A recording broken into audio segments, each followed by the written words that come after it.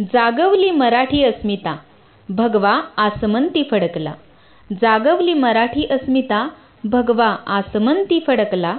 जिजाऊ तुमच्या प्रेरणेने महाराष्ट्राचा सोनेरी इतिहास घडला. महाराष्ट्राचा सोनेरी इतिहास घडला. मराठ्यांच्या रक्तारक्तात ज्यांनी स्वाभिमान जागवला, ज्यांनी हिंदवी स्वराज्याचे सोनेरी स्वप्न पाहिले व ते सोनेरी स्वप्न सत्यात उतरविण्यासाठी अविरत प्रयत्न केले, अशा अवघ्या महाराष्ट्राची ऊर्जा म्हणून ओळखल्या जाणाऱ्या राजमाता जिजाऊ यांची आज जयंती आहे. राजमाता जिजाऊ यांचा जन्म सिंदखेड राजा येथे 12 जानेवारी 1598 साली झाला. त्यांच्या वडिलांचे नाव लखुजीराव जाधव तर आईचे नाव म्हाळसाबाई होते. जिजाऊंनी खेळण्याच्या वयात हाती ढाल तलवार घेऊन युद्ध कौशल्य संपादन केले. तो काळ असा होता की मुघल महाराष्ट्रातील जनतेवर अत्याचार अन्याय करत होते. आया बहिणींच्या अब्रूवर हात घालत होते.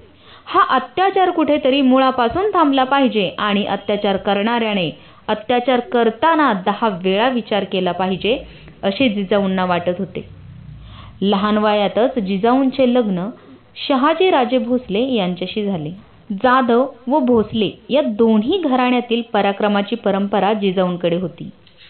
मराठे सरदारांना मुघलांच्या दरबारात काहीच किंमत नव्हती हे पाहून जिजाऊंना नेहमी वाटे की आपल्या लोकांचे राज्य म्हणजेच स्वराज्य असायला हवे. 19 फेब्रुवारी 1630 रोजी जिजाऊंच्या पोटी शिवबांचा जन्म झाला. जे स्वप्न आपण पाहिले ते स्वप्न शिवबा पूर्ण करणारच हे जिजाऊंना ठाऊक होते. जिजाऊंनी स्वतः शिवरायांना तलवारबाजी युद्ध कौशल्य शिकवले. लहानपणापासून रामायण महाभारतातील पराक्रमाच्या शौर्याच्या कथा सांगून शिवबांना अद्वितीय घडवले. स्वराज्य स्थापनेचे बाळकडू शिवबांना मिळाले ते माँसाहेब जिजाऊंकडूनच. शिवबांनी जिजाऊंचे हिंदवी स्वराज्याचे स्वप्न साकार करून रयतेला मुघलांच्या जाचातून मुक्त केले. शिवबा स्वतःसाठी न जगता इतरांसाठी जगले, धर्माच्या रक्षणासाठी लढले. हे केवळ जिजाऊंनी केलेल्या संस्कारांमुळेच. जिजाऊंनी केवळ शिवरायांनाच घडवले नाही तर स्वराज्य रक्षक छत्रपती संभाजी महाराज, ज्यांना आपण धर्मवीर म्हणतो, त्यांच्यावरही उत्तम संस्कार केले. छत्रपती शिवाजी महाराजांच्या मृत्यूनंतर स्वराज्याची जबाबदारी छत्रपती संभाजी महाराजांनी चोख निभावली, ते केवळ माँसाहेबांनी दिलेल्या शिकवणीमुळेच. जिजाऊ म्हणजे पृथ्वीवरील आदिशक्तीचे रूप, ज्यांच्या कार्याने महाराष्ट्राचा सुवर्णमय इतिहास घडला, ज्यांच्या कार्याने आपल्याला सदैव ऊर्जा प्रेरणा मिळते, ज्यांनी स्त्रियांना घायाळ हरिणी होऊन जगण्यापेक्षा वाघीण होऊन कसे जगायचे हे शिकवले, अशा आदर्श राजमाता जिजाऊंबद्दल कितीही सांगितले तरी ते कमीच आहे.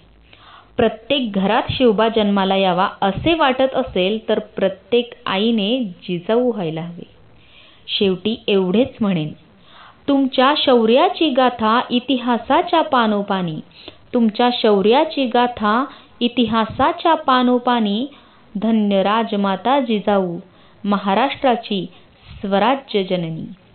सदैव होई नतमस्तक हे, सदैव होई नतमस्तक हे. जिजाऊ तुमच्या चरणी, जिजाऊ तुमच्या चरणी.